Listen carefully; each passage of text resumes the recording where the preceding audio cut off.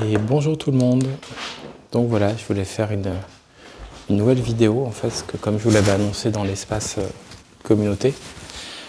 Attendez, je positionne bien le micro parce que en fait il fait, je sais pas chez vous, mais il fait très froid. Et c'est assez galère. Du coup, je pense que ça devrait aller. Il y a énormément de vent aussi aujourd'hui. Et je voulais faire en fait une vidéo sur Gladiator 2. Parce que justement, j'ai revu en fait récemment le premier Gladiator. Je l'ai revu notamment avec mes parents. Et mon père, donc du coup, notamment. Mais on peut dire aussi les parents, parce que finalement, vous verrez si vous allez voir le Gladiator 2, la question des parents. Mais au final, c'était déjà le cas dans le premier. Et on pourrait dire un peu aussi la question du père, particulièrement. Et j'y suis allé, j'ai envie de dire, sans avis préconçu. Ce que je peux déjà vous dire, c'est que j'avais beaucoup aimé vraiment revoir ce... Ah, ouais, c'est plus beau comme ça. J'avais beaucoup aimé revoir Gladiator 1, vraiment. J'ai vraiment eu beaucoup d'émotions avec Gladiator 1. Et d'ailleurs, je fais une petite pause, comme vous avez pu le voir sur la chaîne. Voilà, il y a un peu moins de vidéos. Je retrouve des formats plus classiques. Là, je filme juste un petit bout de papier. Voilà, c'est difficile sûrement de parler de la liberté de ce qui peut ne pas arriver aussi. Et disons qu'on dira, pour résumer, que j'ai compris que pour maintenir ce projet, il fallait à la fois que je le maintienne, parce que c'était un espace important et vous me l'avez signifié pour certains, et certaines, et en même temps qu'il fallait que je trouve un juste équilibre, ne pas mettre toute ma liberté dedans. Il y a une phrase de Cézanne que j'ai lue qui est très belle, le peintre, il dit, alors c'est pas la phrase exacte, mais en gros c'est l'idée, qu'en gros l'artiste, que oui en fait l'artiste doit s'élever spirituellement, mais l'homme doit rester obscur. Et au fond, c'est vrai qu'on est dans une société qui est quand même, je sais pas vous ce que vous en pensez, mais vraiment compliquée, quoi. Parfois il y a des choses qui sont pas très logiques. Et donc du coup, l'accès à cette liberté, l'accès à la créativité, c'est réservé à peu de personnes, et parfois ceux qui y ont accès, c'est pas forcément pour faire des choses si belles. Et donc à un moment donné, il y a un effet de réel qu'il faut pouvoir accepter, quoi.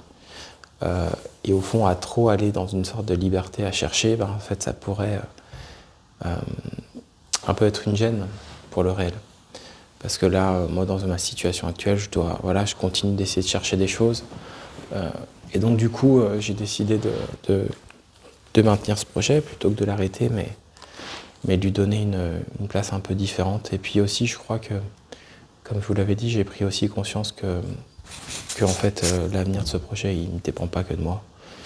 Il dépend en fait de vous, il dépend de l'algorithme, il dépend de plein de choses. Et en fait, moi, ce que je peux faire, c'est faire durer les choses, c'est rester moi-même, mais je pense pas qu'un peintre, par exemple, il puisse activer des telles couleurs toute sa vie dans l'ère moderne en étant pas du tout considéré, par exemple, je pense.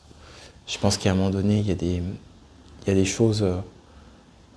voilà, Bob Dylan, il a aussi fait ses chansons, les chansons qu'il a fait parce qu'il était Bob Dylan et qu'il pouvait les chanter. Je pense qu'on est dans des ères qui ont évolué, qui sont différentes. Et en parlant d'ères du coup différentes, je pense qu'il faut aller voir Gladiator 2 avec un œil. C'est un peu finalement la même manière, je dirais, qu'il faut aborder les remakes de FF7. À mon sens, il faut y aller. Oui, c'est bien. Je trouve que c'est bien de voir le Gladiator 1 un peu avant. Ça, je trouve que c'est bien. Surtout que vraiment, il est vraiment beau. Mais je vous le dis tout de suite, j'ai pas du tout été déçu par Gladiator 2. J'ai notamment adoré la fin. En fait, je trouve que Ridley Scott est vraiment c'est un sacré réalisateur quand même. Ce que je veux dire par là, c'est que il y a des réalisateurs qui sont des auteurs, il y a des réalisateurs qui ont des visions, il y a des réalisateurs qui sont des génies, tout ça, tout ça, tout ça. Mais chaque réalisateur, chaque réalisatrice est au final assez unique, assez à part. Et souvent, quand on aborde quelqu'un, il s'agit de comprendre ce qui fait sa spécificité. Moi, quand je me suis remis là un peu sur ma chaîne, j'ai compris par exemple que pour être bien, pour être heureux avec ce projet, j'avais besoin en fait finalement de suivre beaucoup de monde.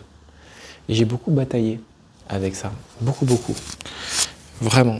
C'est-à-dire que il y a des moments donnés, je suivais des gens, je les désuivais, parce que ça correspondait pas à ce que j'étais. Et puis en fait, à un moment donné, j'ai réussi à dépasser ça.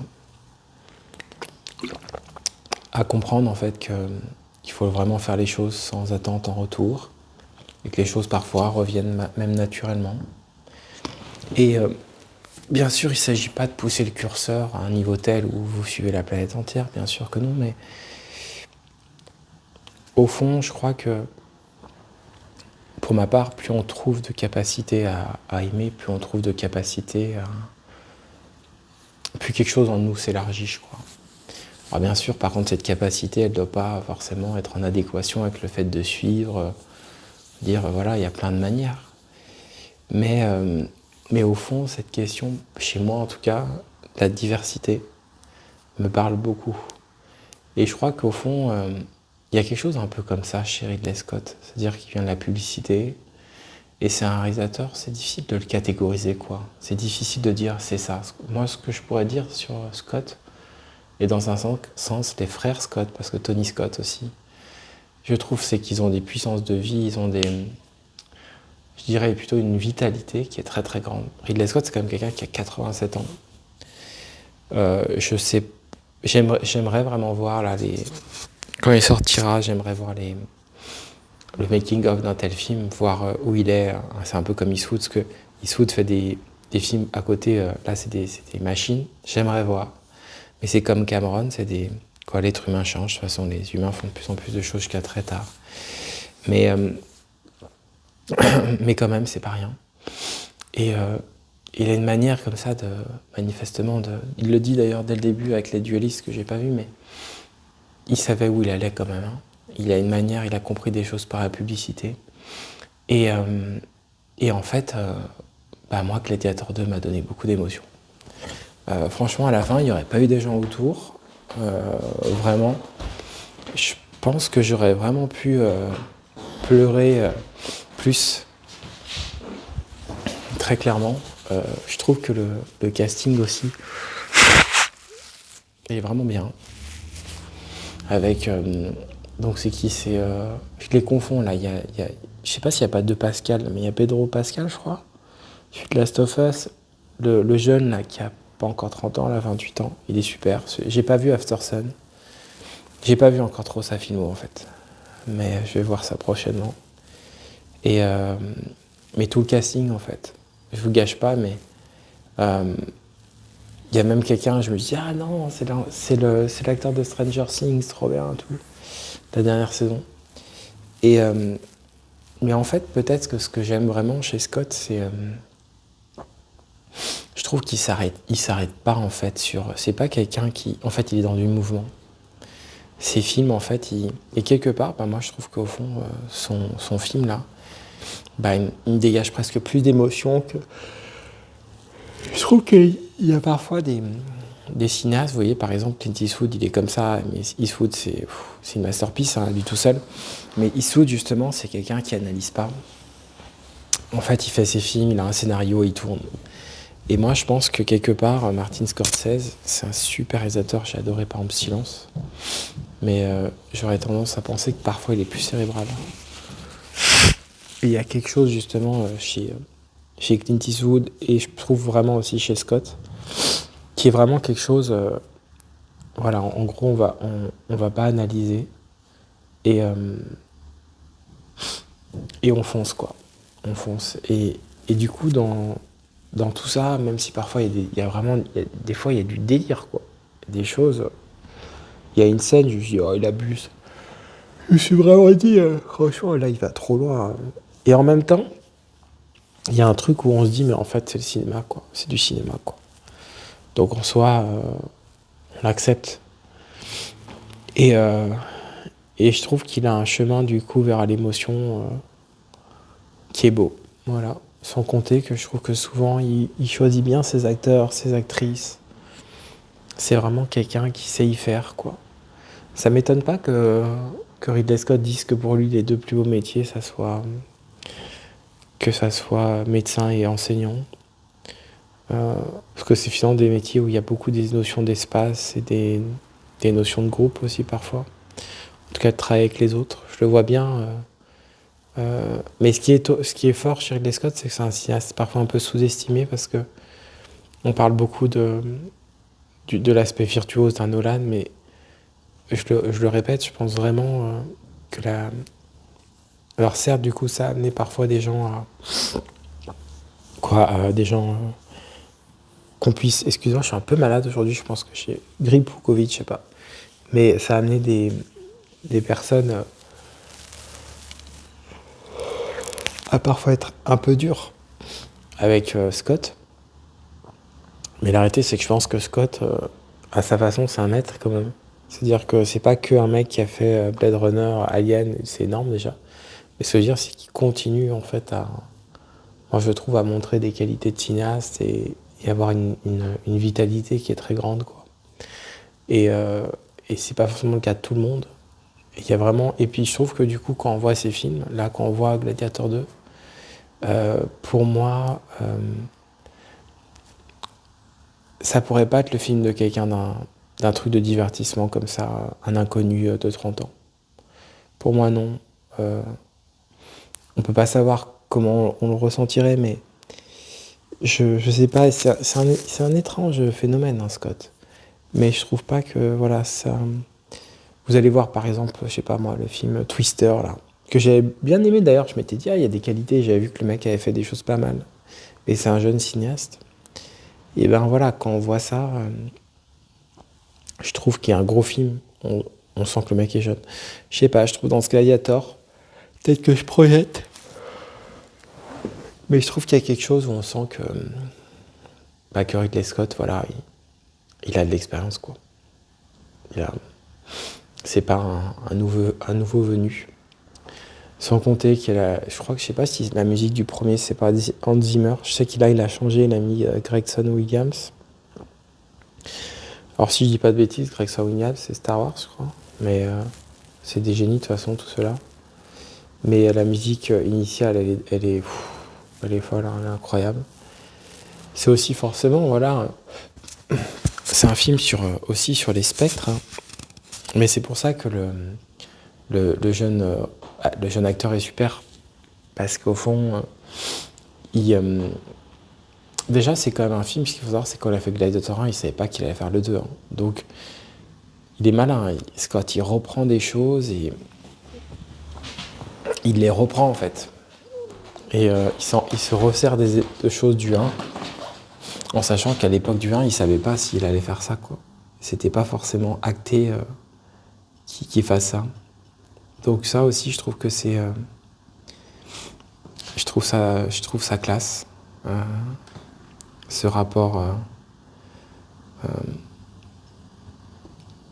ouais, ce rapport à la mise en scène, en fait, de faire les choses comme ça. Je peux pas trop vous spoiler, mais c'est clair que à la fois, c'est un film de, voilà, forcément, c'est Gladiator, que je regardais un peu dans les tops, un peu, euh, dans les tops qui sont mentionnés, tout ça sur,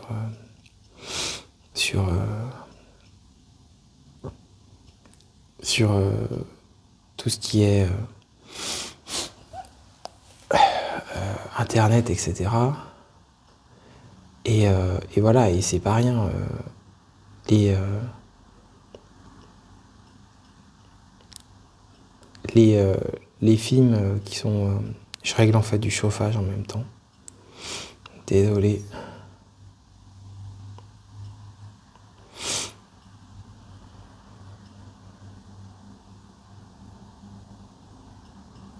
Voilà.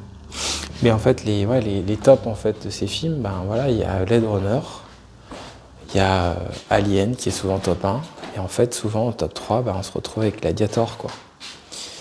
Donc, si vous voulez, Gladiator, ouais, c'est faire une suite à Gladiator en soi, c'est pas rien, et même pour un cinéaste comme lui, faut être costaud, quoi. C'est-à-dire que il faut pas être trop égo, parce qu'en fait, il s'attaque à un monument, il a pas peur. Et au fond, moi, je trouve que, bah, contrairement à Star Wars, justement, il a la personne la mieux placée pour faire ça. Et moi, je trouve que c'est pas du tout un échec. Pas du tout. Il arrive à avancer dans sa narration, à, à créer de la nouveauté, tout en avançant, je dirais, dans les spectres. En même temps, voilà, tous ceux qui connaissent un peu sa filmographie, Denzel Washington, forcément, moi j'aimerais bien revoir genre American Gangster par exemple. Voilà, et en même temps, quelque part, je trouve que vraiment, désolé, je n'arrive pas à me rappeler du nom là, je le connais pas encore assez bien, je le visualisais vraiment très très bien, et il a l'âge de Chalamet, je crois. Mais je pense que c'est pas Paul Mescal. Mais voilà, lui, il est super parce que tout de suite, dès le début, je trouve qu'il a une émotion un peu. Il a un truc un peu à la. Il a un petit truc à la Brad Pitt, et en même temps, pas du tout. Il apporte un peu. C'est comme Chalamet, je trouve qu'il apporte des choses nouvelles, en fait. Voilà. On est dans aussi une époque différente. C'est des choses nouvelles. Et en même temps, il y a Pedro Pascal aussi qui est particulier. Je trouve qu'il y a tout un contexte, en fait, que je trouve intéressant. C'est vrai que c'est un film qui est beaucoup plus violent que le premier, mais en même temps, l'enjeu de ce film il est beaucoup plus grand.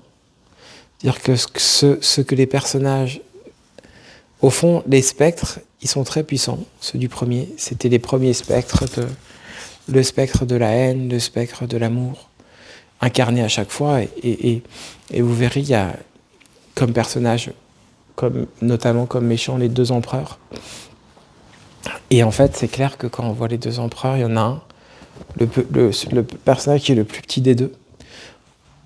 Il y a le casting est bien choisi, parce qu'il y a un truc à la Phoenix Micro. Et en même temps, quand on le voit jouer, c'est clair qu'il joue pas comme Joaquin Phoenix, quoi. Joaquin Phoenix, c'est quand même on l'aime ou on l'aime pas, mais c'est un grand acteur, quoi. C'est un acteur qui est important. Et du coup, c'est intéressant parce qu'il y a comme ça, il y a comme ça des spectres un peu. Et quelque part, en même temps, ce qui est beau, c'est que le comédien principal, là, et quand je dis qu'il a un côté un peu Brad Pitt, c'est qu'il a un côté un peu Brad Pitt, c'est qu'il a un côté un peu solaire. Et en même temps, pas du tout. Parce qu'il a un corps aussi. Il n'a pas du tout le même genre de corps. Il est beaucoup plus voûté. Il est sûrement moins grand. Il est beaucoup plus trapu. Il est beaucoup plus terrien aussi. Quoi, il a quelque chose de nouveau aussi, je trouve, de différent. Pas du tout non plus comme Russell Crowe. Beaucoup plus massif d'ailleurs encore que Russell Crowe, mais en même temps, Russell Crowe, il avait un côté. C'est comme Phoenix, il avait un côté un peu légendaire. Et ça, en fait, je trouve que tout ça, c'est comme Denzel Washington. Voilà, vous verrez, il incarne un peu, il a un côté. Il vous rappellera des rôles quoi, que vous avez vus dans la filmo de Scott, ou des rôles qu'il a déjà incarnés. Et en fait, ce qui je trouve beau, c'est vraiment, vous verrez, mais le dernier quart, il est vraiment très beau parce que c'est ça aussi un metteur en scène. C'est qu'à mon sens, c'est quelqu'un qui est capable de gérer des ensembles, et puis tout d'un coup, il va là où il veut aller et il arrive à créer de l'émotion, quoi. Moi, personnellement, ça m'a donné beaucoup d'émotion. Il y a vraiment une idée que j'ai trouvée. C'est comme si finalement, Ridley Scott, il était aussi capable de faire ça, quoi. Et il le rappelle souvent dans ses films. Dans Blade Runner, on le voit aussi. Donc au final, tout ça pour dire que oui, très clairement, c'est un film que je pourrais... écoutez, c'est un film que je pourrais revoir, je pense. Il y a des choses dans ce film que je trouve belles. Je trouve aussi que l'acteur principal, il y a une qualité, c'est que il n'y a pas un truc vraiment de jeunisme. C'est-à-dire que parfois, quand vraiment c'est les nouvelles stars, il y a vraiment un truc du jeunisme. Et moi-même quand j'étais jeune, je le ressentais, j'aimais pas. C'était ce côté, euh, dire qu'on peut être jeune et avoir de la maturité, quoi. Et du coup, quand il y a un truc qui est trop poussé parfois vers du jeunisme, et en fait, je trouve que ça enlève de la puissance par moment. Ça dépend comment c'est fait, mais là, je trouve que son personnage, il a une maturité, en fait. C'est pas un minet immature, je sais pas comment dire. Il y a de la maturité dans son personnage. Et donc, comme il y a une maturité, ben, même si on est adulte, il y a des choses de profondeur qu'on peut ressentir, quoi. Qu'il arrive à véhiculer, qu'il arrive à partager. Il tisse aussi des liens qui sont beaux, je trouve, autour de lui avec d'autres personnages. C'est euh, c'est aussi un film en termes de mise en scène qui, en gros, il faut s'attendre à ce que le spectre, vous verrez, le spectre est plus grand. Le spectre s'élargit. C'est-à-dire qu'au fond, en ayant revu Gladiator, j'ai été surpris de constater comment ce film était finalement assez serré. Et c'est sa beauté d'ailleurs aussi, hein. Mais je trouve que là, dans ce Gladiator 2, il y a quelque chose du spectre qui s'élargit un petit peu.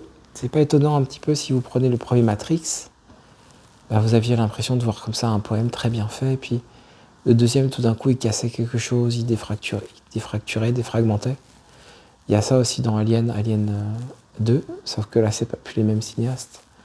Mais en tout cas, dans ce Gladiator 1 et 2, il y a ça. Il y a aussi ça dans Remake et Rebirth, dans les jeux. C'est souvent comme ça que ça se passe, hein, d'ailleurs, mais j'ai trouvé que c'était intéressant. Il y a quand même une scène, vous verrez, où vraiment, je sais pas, je me suis dit, j'ai pensé à des historiens, je me suis dit, mais là, ils ont dû rigoler, hein. Là, ils ont vraiment dû rigoler.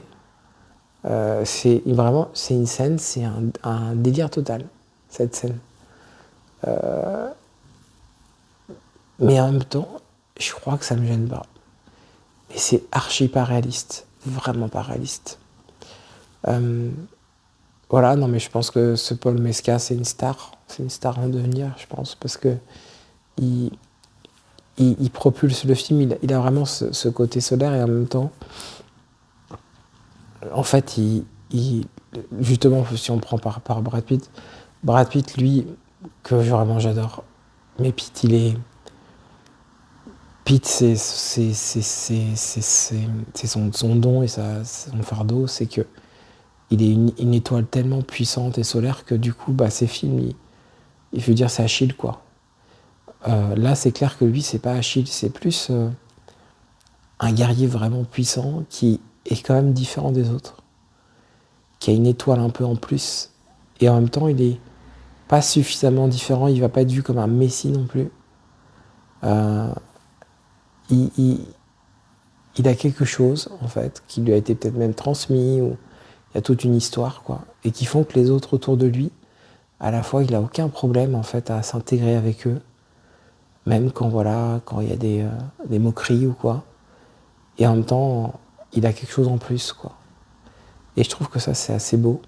Euh, je trouve qu'il y a quelque chose qui marque dans sa manière de faire. Euh, Qu'est-ce que je peux vous dire un peu après sans trop spoiler? Voilà, il y a quand même un sacré travail de nouveau sur les décors, sur les costumes, sur les effets spéciaux, évidemment. Il y a notamment un passage avec des animaux. Franchement, très bons effets spéciaux. On voit que c'est des effets spéciaux, évidemment, mais moi j'ai trouvé ça très, très, très propre, très propre, c'est pas très joli, très bien fait, quoi. Ça a dû demander vraiment beaucoup de travail de, de modéliser comme ça ces animaux et de les animer, et ça marche vraiment bien. Je trouve que c'est un film aussi où il y a le travail des cascadeurs, il y a vraiment il y a vraiment des bonnes cascades, quoi. Il y a vraiment eu un vrai travail physique, et en même temps, il y a des personnages aussi. Il y a un personnage, notamment, vous verrez. Je vais employer un mot, vous le reconnaîtrez quand vous verrez le film, parce que c'est pas du tout son rôle, quoi. Il a un autre rôle, mais vous verrez à quoi, si vous voyez, il a un côté magicien, je trouve. Et bien ce personnage, le lien que ce personnage a avec l'acteur principal, justement, je trouve que c'est super. C'est-à-dire que ça apporte aussi ça apporte quelque chose de différent. Et ça, il n'y avait pas forcément non plus ça dans le premier. Et justement, dans le premier, il y avait aussi comme ça, je dirais, des liens secondaires, parfois même encore moins importants. Mais ces liens secondaires, en fait, ça pourrait être d'ailleurs un truc de Scott, faudrait vérifier. Mais ils ont une vraie importance. C'est-à-dire, ça va être dans Gladiator, un gladiateur qui a peu de lignes, mais voilà, il est vraiment de l'équipe de Crow et en fait, il nous marque. Et là, pareil, il peut y avoir comme ça des visages ou des gens qui vont nous marquer. Je trouve aussi que mention spéciale, je sais pas qui l'a fait au générique, qui est très réussi, très beau, en peinture, très beau. De nouveau, quelque chose du mouvement. Le screenplay n'est pas par Scott, mais ça m'étonne pas. Je pense que Scott, il attend qu'il ait un bon scénar et puis après, il y va, quoi. J'ai cru entendre qu'il avait tourné avec 11 caméras.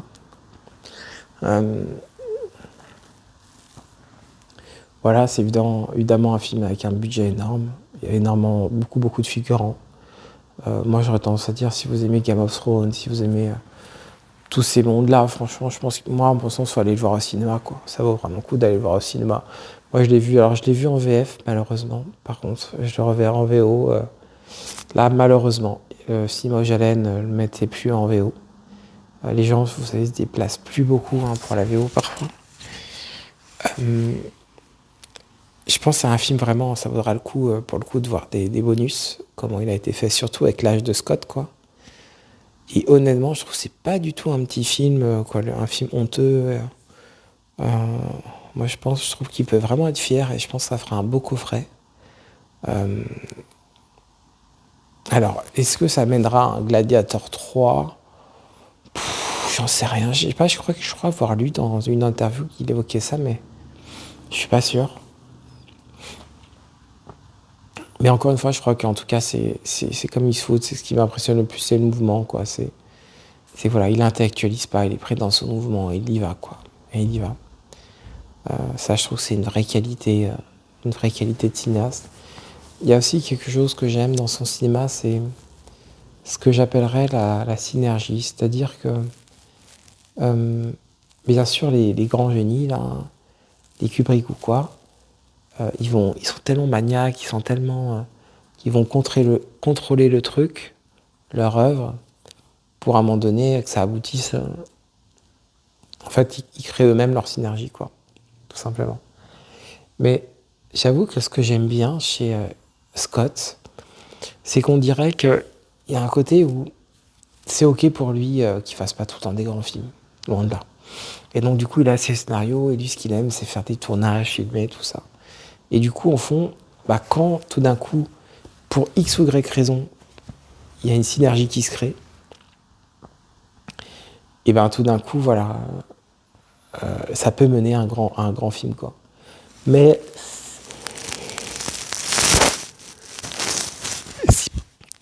c'est pas forcément quelque chose qui va aller chercher. Ça veut dire que tout d'un coup, il peut y avoir synergie parce que le scénario, les acteurs, et tout d'un coup, ça crée une synergie. C'est ce qui s'est passé, par exemple, pour effectivement, rien que le duo Alien Blade Runner, on voit vraiment que c'est ça. Et dans le premier Gladiator, il y avait déjà un peu ça, clairement. Donc ouais, je trouve que ça aussi, c'est une force. Donc, ouais, voilà ce que je peux vous dire sur ce Gladiator 2.